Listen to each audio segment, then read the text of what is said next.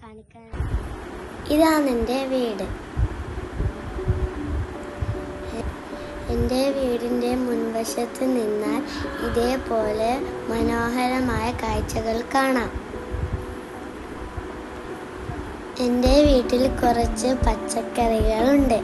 പഞ്ചായത്തിൽ നിന്ന് വാങ്ങിയതാണ്. കൂടാതെ കുറച്ച് പൂക്കളും.